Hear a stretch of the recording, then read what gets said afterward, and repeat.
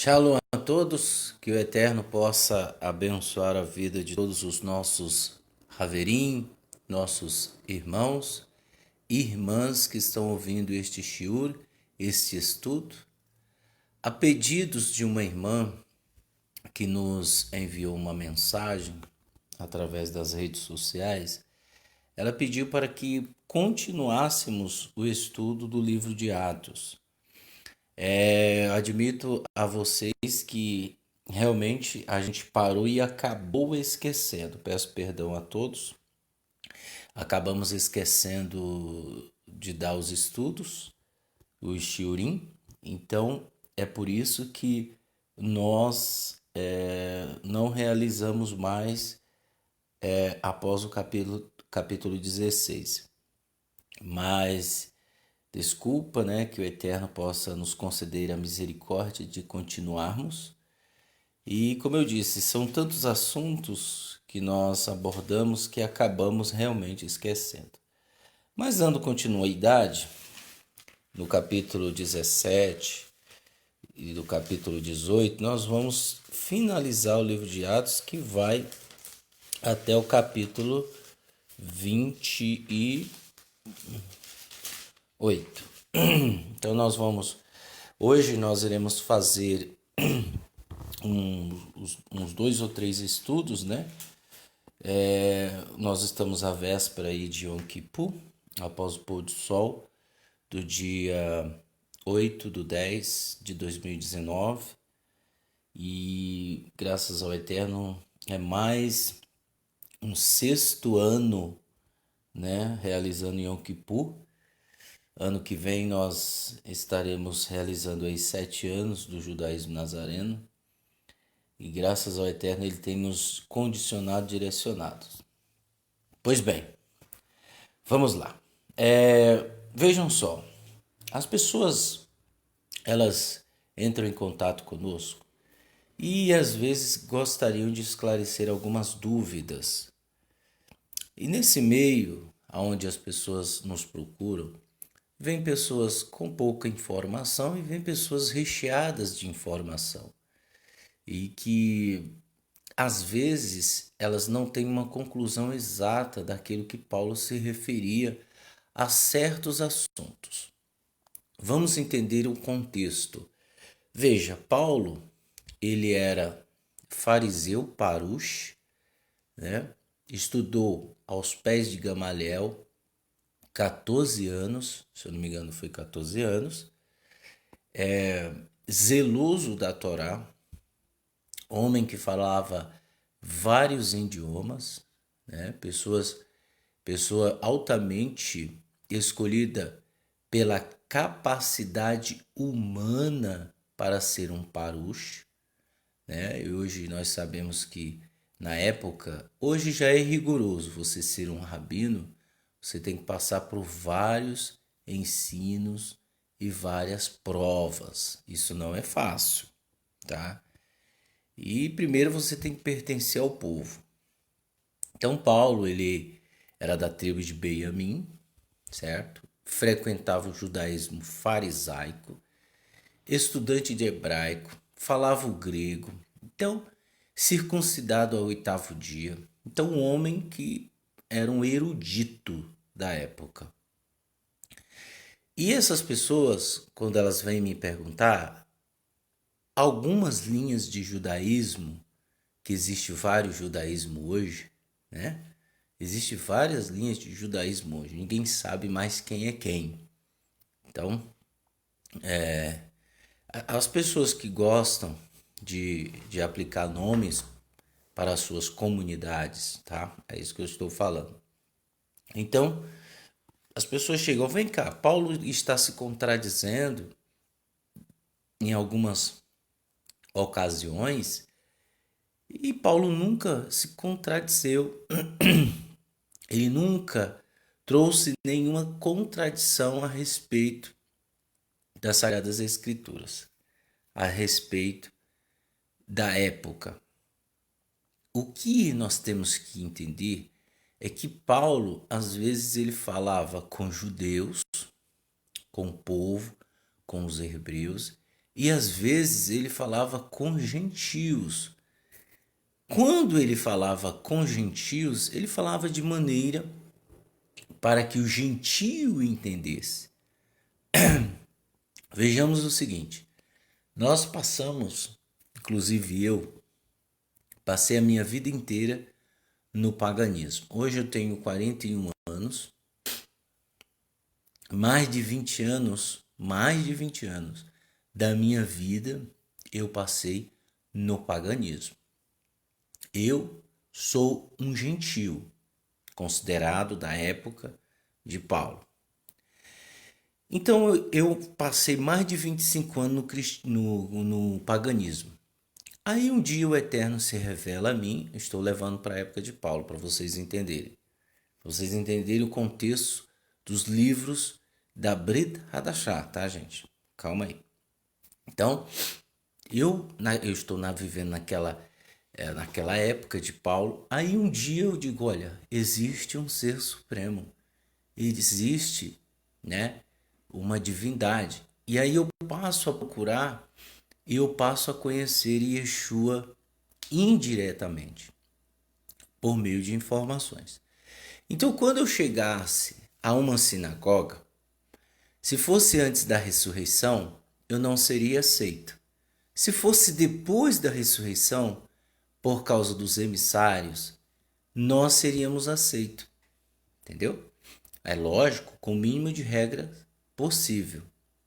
Porque não tem como você pegar uma pessoa que viveu 25 anos no paganismo e dar para ela de uma vez só as leis do Eterno. Você vai sufocá-la e você vai matá-la.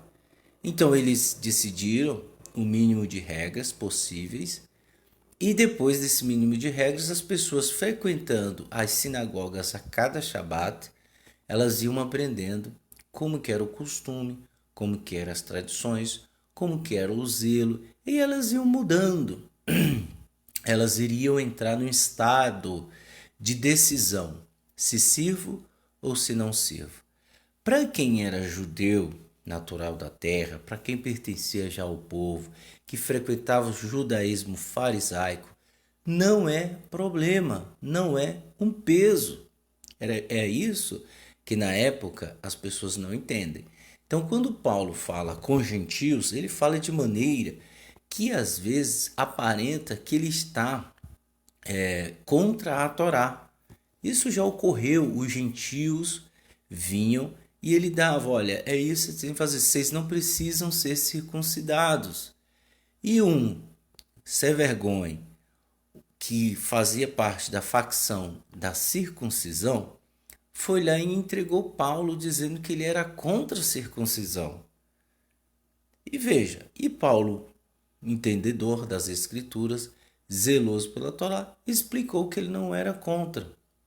E é por isso que ele circuncidou Timóteo. Timóteo já estava uma pessoa adulta já, e ele foi lá e circuncidou Timóteo, porque era seu discípulo.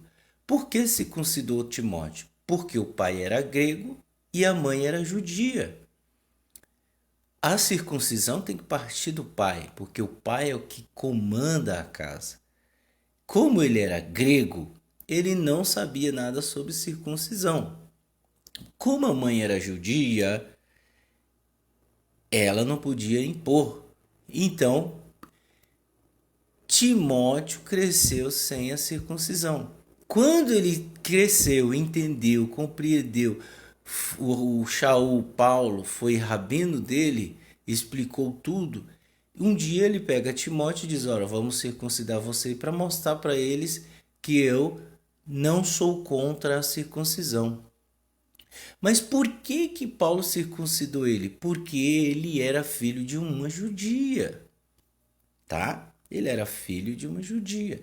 Se ele fosse filho de pessoas que não pertencessem ao nosso povo, do povo judeu, ele não iria ser circuncidado, ele iria ficar como estás.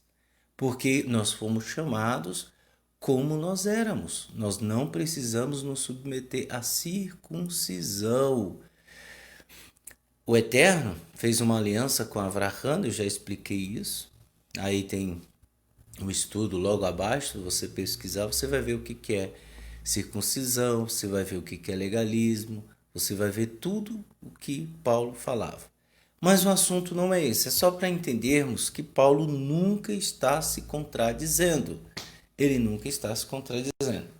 E vamos dar continuidade. Nós vamos ler e vamos estar explicando para todos. Depois de passar, capítulo 17 do livro de Atos, depois de passar por Anfípolis e Apolônia, Shaul e Silas chegaram a Tessalônica, onde havia uma sinagoga, segundo o seu costume. Vejam só, pessoal, não havia igreja nessa época. Não havia igrejas como hoje temos, Igreja Universal, Igreja Deus e Amor, Igreja Assembleia de Deus, Igreja Presbiteriana. Não havia. Então, era costume deles irem numa sinagoga. Então, todos os gentios que se voltavam para Yeshua, eles iam para a sinagoga e não para uma igreja. Quem criou a igreja foi Inácio de Antioquia. Ele criou ali o cristianismo. Ele começou junto com Marcião e Tertuliano. E eles propagaram. Aí depois houve a reforma protestante. Mas quem criou a igreja foi Inácio de Antioquia. Na época, os gentios eles iam para sinagoga. Continuando. Como era seu costume, Shaul foi à sinagoga e por 3 Shabatot deu-lhes o drash com base no Taná. Ou seja, ele deu o discurso explicando e provando que o Messias deveria sofrer e ressuscitar dentre os mortos, e que este Yeshua que lhes anuncio é o Messias. Alguns dos judeus foram persuadidos e uniram seu destino ao de Shaul e de Silas. O mesmo fizeram muitos gregos, temente ao Eterno, e não poucas mulheres de alta posição. Então veja, o mesmo fizeram alguns gregos e também alguns judeus que não criam em Yeshua se voltaram para Yeshua. Os judeus incrédulos, porém, ficaram com inveja. Por isso que eu falo, a ganância é complicado. Vejam só, no momento a sinagoga não se falava de Yeshua. Agora veio um homem provando no Taná que Yeshua haveria de morrer, padecer, que ele era o Messias, o servo sofredor. E o que ocorre? Ocorre que as pessoas não vão ser mais enganadas. Quando você anuncia Yeshua, quando você anuncia as boas novas, as pessoas automaticamente, aquelas que desejam e almejam, não vão ser mais enganadas. Então, os judeus, os rabinos daquela época, falaram: poxa, nós vamos perder o nosso lucro aqui, né, gente? E motivados por inveja, por isso reuniram alguns homens perigosos entre a ralé, que perambulava perto da praça do mercado, e deram início a um tumulto na cidade. Olha o que aconteceu. Eles reuniam homens que infelizmente eram homens perigosos, que perambulavam, pagaram com certeza, que não fala, né, para levantar falso testemunho, atacaram a casa de Jason, esperando encontrar Shaul e Silas e levá-los para a multidão. Contudo, não os achando, arrastaram Jason e alguns outros irmãos até as autoridades da cidade e gritaram: esses homens que têm transtornado o mundo todo chegaram aqui. E Jason permitiu que eles ficassem em sua casa. Todos eles estão agindo contra os decretos do imperador, porque afirmam que existe um outro rei Yeshua. As palavras deles agitaram a multidão e as autoridades, de modo que só depois de Jason e os outros serem pagos a fiança estipulada, eles os deixaram ir. Então, logo anoiteceu, os irmãos enviaram Shaul e Silas para Bereia. Então, só porque Paulo tirou da escravidão algumas pessoas, alguns judeus e alguns gregos, das mãos do sistema, eles inventaram uma calúnia, inventaram algo contra Shaul. Veja que isso é assustador e é o que ocorre hoje. Você de vez em quando vê na internet rabino brigando com outro rabino porque um fala uma coisa, o outro fala outra. E isso é um jogo, gente. E tem muita gente sendo levado nesse meio aí. Não estou dizendo que os rabinos eles são ruins, não. Existem rabinos sérios. Existem rabinos que realmente pontualizam a essência de Yeshua. Mas existem outros que infelizmente é por comércio e ganância. Não caiam nisso. Sejam inteligentes. E é E continuando, as palavras deles agitaram as multidões e a autoridade, de modo que só depois disso, foram embora. E mandaram Paulo para Bereia. Assim que chegaram, foram à sinagoga. Vejam, assim que chegaram em Bereia, eles foram em outra sinagoga. Veja que havia sinagogas em várias cidades, em vários países, em vários estados. As pessoas ali eram de caráter mais nobre do que os tessalônicos. Eles receberam a mensagem com entusiasmo, ensinando o Tanar todos os dias para ver se o Shaul dizia era verdade. Então, essas pessoas de Bereia, que dá-se o nome de bereianos, eram pessoas nobres, inteligentes e intelectuais.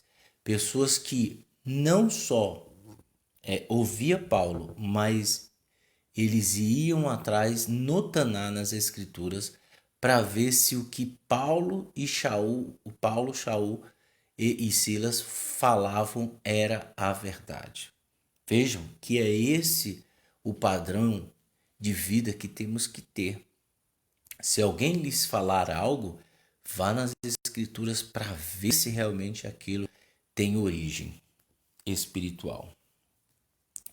Dirigiu-se também para lá com o propósito de criar confusão. Deixa eu ver, eu pulei aqui. Caráter mais nobre, o Taná todos os dias para ver o que Shaul falava era verdade.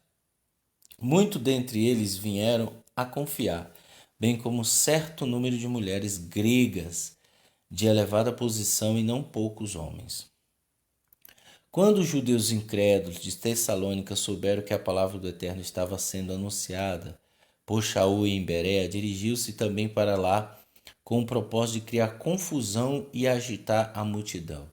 Vejam que essas pessoas elas perseguiam Shaul e Silas para criar confusão, agitar a multidão. Os irmãos enviaram Shaul de imediato para o litoral, ao passo que Silas e Timóteo permaneciam onde estavam. Os acompanhantes de Shaul o levaram até Atenas, partindo depois com instruções para que Silas e Timóteo viessem assim que fosse possível. Enquanto Shaul esperava por eles em Atenas, seu espírito ficou muito agitado ao ver que a cidade estava cheia de ídolos. Veja, a Grécia existe na época, de acordo com alguns historiadores, existia em Atenas aproximadamente mais de 200 deuses. Veja só, e é essa razão que Paulo fica agitado. As pessoas são idólatras. E aí, continuando. Por isso ele mantinha discussões na sinagoga com os judeus e os tementes ao Eterno, bem como na praça do mercado todos os dias com quem se encontrasse por ali. Também um pouco de filósofos, epicureus e estoicos começou a se encontrar com ele. Alguns perguntavam o que essa tagarela está tentando dizer. O que esse tagarela está tentando dizer? Esses aqui eram os filósofos da época. Há de se dizer que Sócrates, Platão, eles viveram antes de Yeshua, tá? Então esses eram os filósofos da época. Outros, porque ele anunciava as boas novas a respeito de Yeshua e da ressurreição, diziam: ele fala como um propagandista de divindades estrangeiras. Então o levaram ao concílio máximo, dizendo: podemos saber que novo ensino é esse que você está apresentando? Algumas coisas que ouvimos de você soam estranho para nós. Então, quando a pessoa está no paganismo, pessoal, uma das características aqui é que realmente quando falamos de Yeshua, quando falamos das escrituras, da palavra do Eterno, como eu estou falando com você aqui agora, é dizer, isso soa estranho aos nossos ouvidos. Nós estamos assim, ensina-nos. Existem muitas pessoas que não entendem as escrituras, que não conhecem as escrituras, então para elas é estranho. E continuando. E queremos saber o seu significado. Todos os atenienses e estrangeiros que ali viviam passaram tempo falando ou ouvindo a respeito das últimas novidades dos intelectuais. Vejam, em Atenas também havia uma praça onde os filósofos eles se reuniam e ficavam debatendo, né, tentando cada um argumentar a sua tese a respeito de determinado assunto. Então, alguns eram vencedores, e aquela coisa. É um round, né, de filósofos ali filosofando. E é por isso que tem-se a conclusão de que filosofia não passa de teoria. Tá? Algumas filosofias são muito boas, algumas filosofias são muito bacanas, mas dizem que não passam de teorias. E continuando,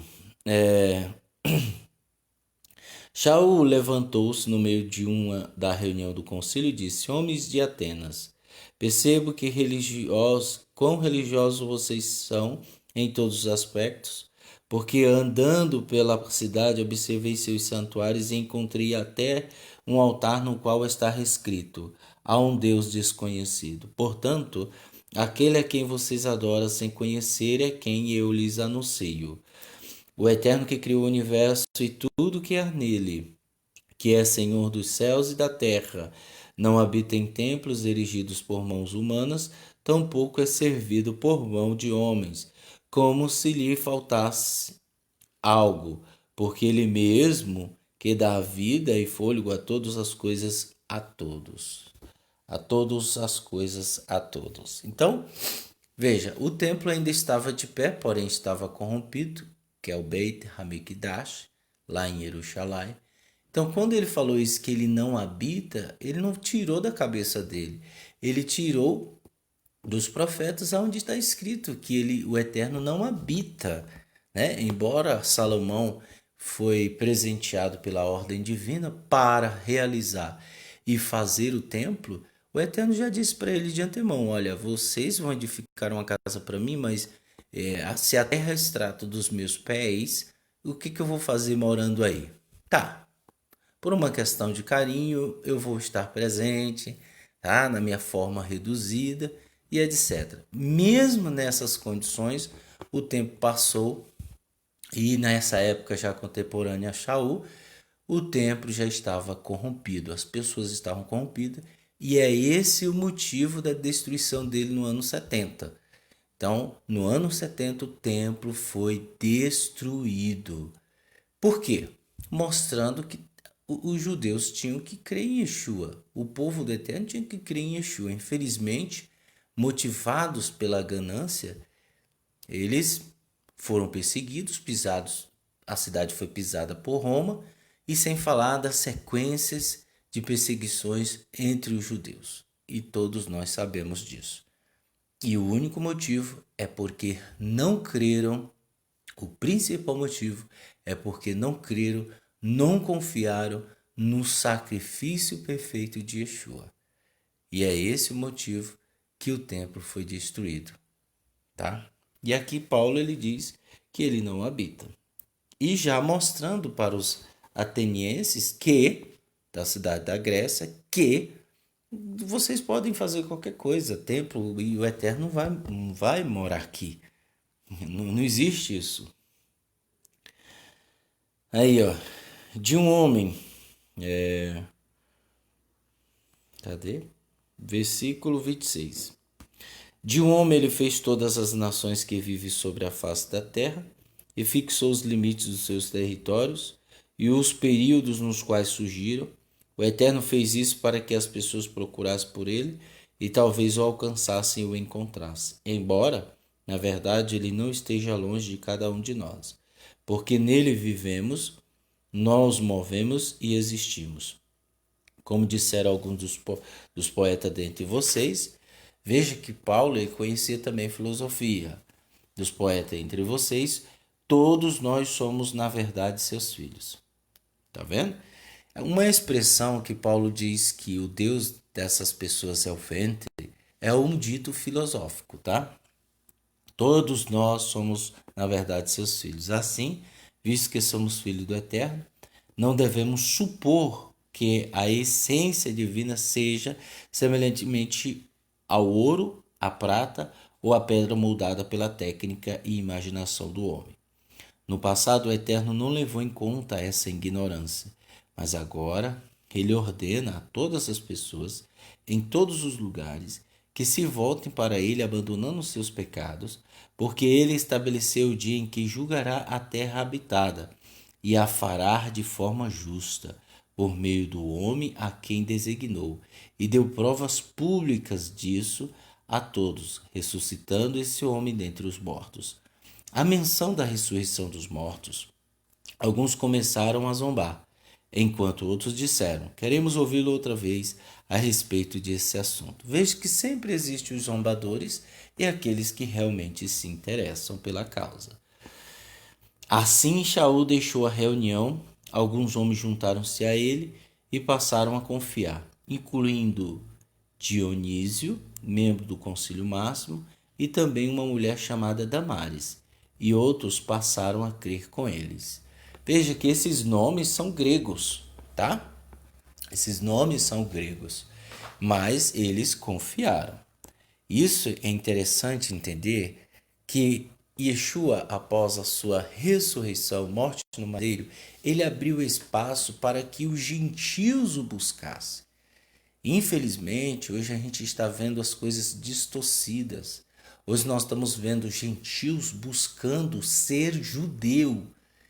E na época, como sempre falamos e como sempre testemunhamos e testificamos, na época você não vê nenhum gentio querendo ser judeu, e sim filhos do Altíssimo. Não existe esse roubo de identidade, pessoal.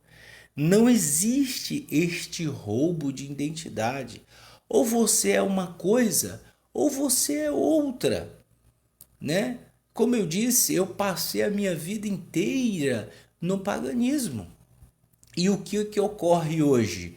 É o gentio que passou a vida inteira comendo lavagem, se prostituindo, usando drogas, dobrando-se a ídolos. Seus pais são católicos, dobram as suas vidas aos ídolos, domesticados pelo cristianismo.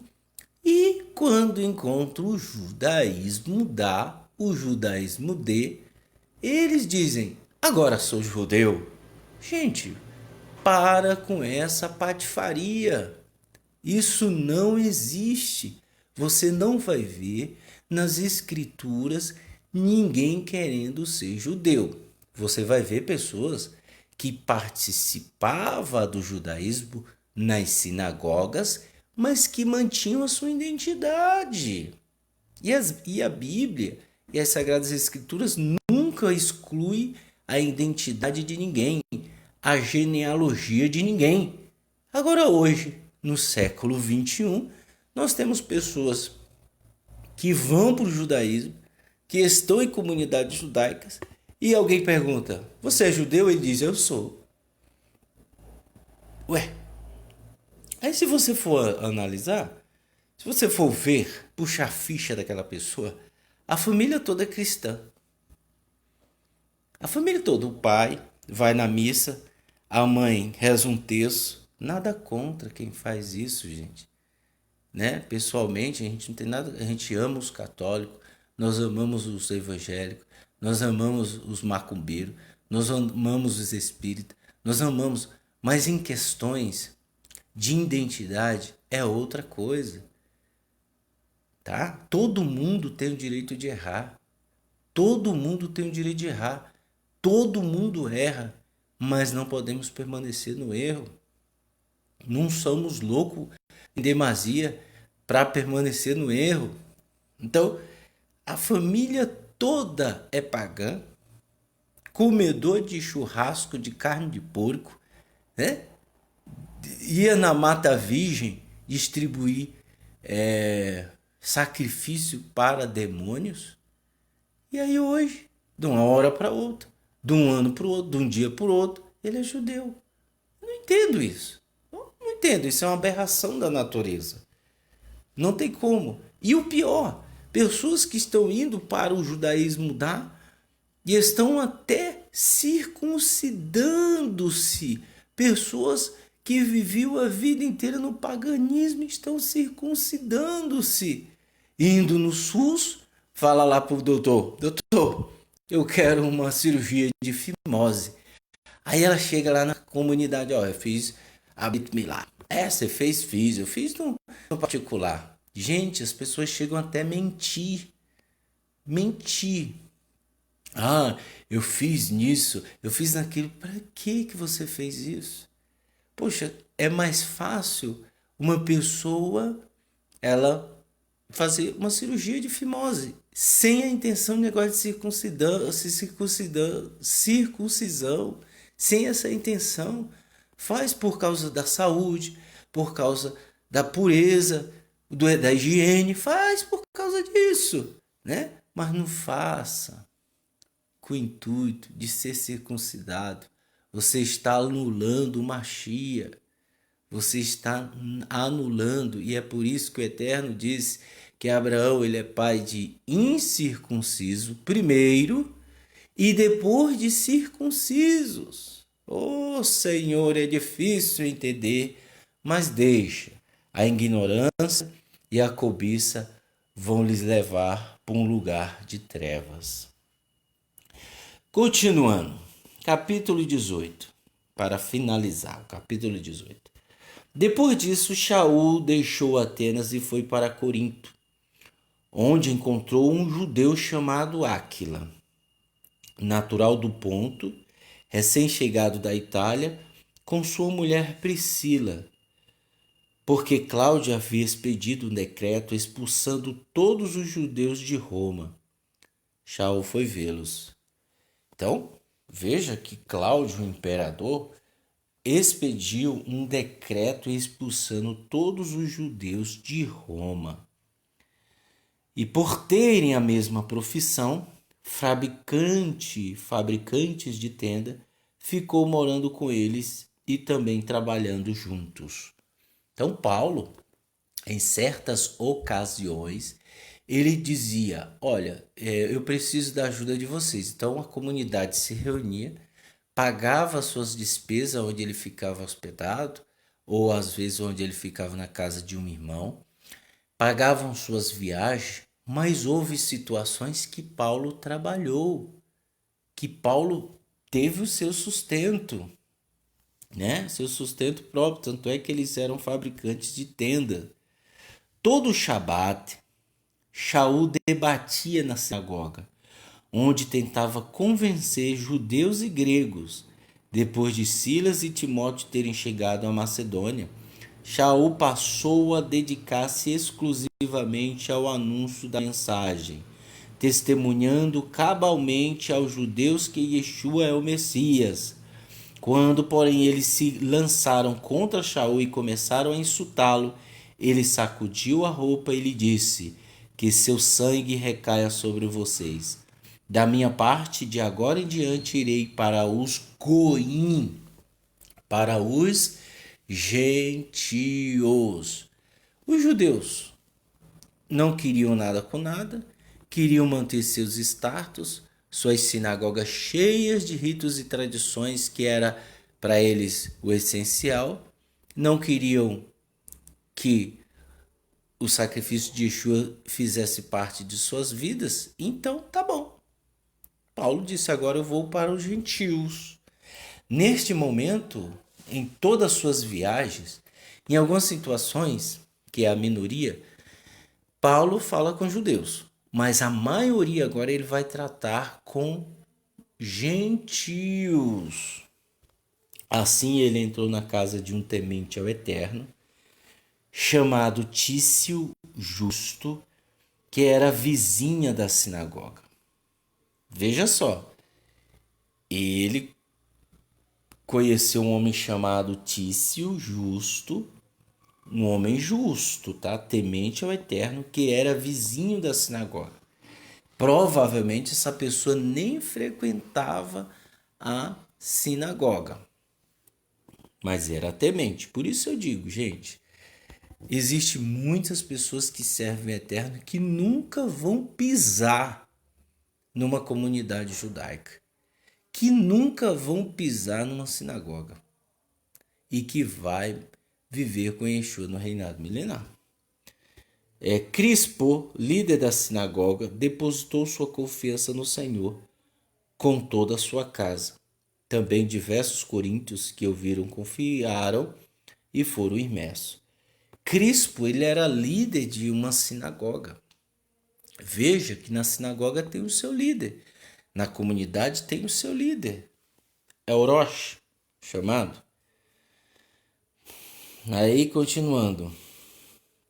Certa noite, em uma visão, o Senhor disse a Shaul: não tenha medo, mas continue falando, não pare, porque eu estou com você. Ninguém conseguirá machucá-lo, porque tenho muita gente nessa cidade. Portanto, Shaul permaneceu ali durante 1 ano e meio, ensinando-lhes a palavra do Eterno. Quando Gálio era governador da Acaia, os judeus incrédulos fizeram um acordo para atacar Shaul e levá-lo ao tribunal, dizendo: este homem está tentando persuadir o povo a adorar o Eterno de uma forma contrária à Torá. Tá vendo? Motivados pela ganância, o que os judeus incrédulos estavam fazendo. Olhem só. Shaul ia defender-se. Com certeza foi quando ele começou a tratar com este homem chamado, que aqui a gente leu, Tício Justo e sua família, né? Shaul ia defender-se quando Gálio disse aos judeus: ouçam, judeus, se eu fosse o caso de alguém ter sido ferido ou de um delito sério, eu os ouviria com toda a paciência. Este assunto, porém, envolve questões relativas às palavras e nomes da lei de vocês. Portanto, ele deve ser tratado por vocês mesmos. Recuso-me a julgar tais assuntos. E mandou retirá-los do tribunal. Eles agarraram Sóstenes, o líder da sinagoga, e o espancaram diante do tribunal. Gálio, porém, não demonstrou nenhuma preocupação. Shaul permaneceu ali por algum tempo. Depois despediu-se dos irmãos e navegou para a Síria. Após ter cortado o cabelo em Cencreia, fazendo um voto, estavam com ele Priscila e Áquila. Então, esse voto de cortar o cabelo é o voto de Nazir, tá? Chegaram em Éfeso e ele os deixou ali. Dirigiu-se à sinagoga. Veja que só entre esse capítulo 17 e 18, nós temos aqui Shaul visitando sinagoga. Você não vê nenhuma vez dizendo, e ele visitou a igreja, né? E manteve o diálogo com os judeus. Eles lhe pediram que permanecesse um pouco mais, porém ele declinou. No entanto, em sua despedida disse: querendo o Eterno, voltarei novamente a seguir. Zarpou para Éfeso. Portanto, em Cesareia, subiu a Jerusalém, cumprimentou a comunidade messiânica e desceu a Antioquia. Passando algum tempo ali, atravessou as regiões da Galácia e da Frígia, fortalecendo os Talmidim. Enquanto isso, um judeu chamado Apolo, natural de Alexandria, chegou a Éfeso. Ele era orador, eloquente, com bastante conhecimento do Taná. Esse homem foi instruído sobre o caminho do Senhor e com grande fervor espiritual falava e ensinava acuradamente os fatos a respeito de Yeshua. Entretanto, ele conhecia apenas a imersão de Ohanã. Ele começou a falar de forma ousada nas sinagogas. Quando Priscila e Áquila o ouviram, levaram-no à parte e lhe explicaram o caminho do Eterno com mais detalhes. Veja que existem pessoas que, infelizmente, apesar de serem eloquentes, orador, bastante conhecedor do Taná, do Velho Testamento, faltava-lhe algo. E esse irmão, Priscila e Áquila, ouviram, levaram-no à parte para lhe explicaram o caminho do Eterno com mais detalhe, fazendo planos de seguir em direção a Acaia. Os irmãos o encorajaram a escrever aos Talmidim de lá para que recebessem. Quando chegou ali, ajudou bastante aqueles que, mediante a graça, passaram a confiar, porque ele refutava em público de forma poderosa e conclusiva os judeus incrédulos, demonstrando pelo Tanar que Yeshua é o Messias. Tá vendo? Sempre vão se contradizer. Toda pessoa, ou todo líder, todo rabino, qualquer um que tenha uma má intenção, que sempre quer os seus privilégios, que sempre ama a cobiça, vai ter contradições. Essas pessoas vão ser refutadas por aqueles que o Eterno sempre está levantando. Não adianta. Não adianta. Como disse Shaul, o Deus deles é o ventre. E o ventre é onde está localizado todas as cobiças. A cobiça da gula, a cobiça dos desejos, a cobiça de ter sem mérito, né? Tem muita gente que faz rebeliões no meio de sinagogas, no meio de comunidades, para obter aquilo que não lhe custou nada, usurpando e levando as pessoas à prisão, ao aprisionamento, né? Colocando sobre as costas dessas pessoas um fardo pesado. E é por isso que estamos aqui. E você que está me ouvindo, que o Eterno possa te conceder misericórdia, que o Eterno possa te dar a shalom e que você seja guiado. Nos próximos dias nós iremos realizar o estudo do capítulo 19 e do capítulo 20 até finalizarmos o livro de Atos. Que o Eterno possa te abençoar grandiosamente e se você gostou, dá um joinha, né? Não custa nada porque esse joinha vai fazer não porque a gente está preocupado com fama, nada não, gente. A gente quer que a palavra do Eterno chegue às pessoas que realmente vivem uma escravidão.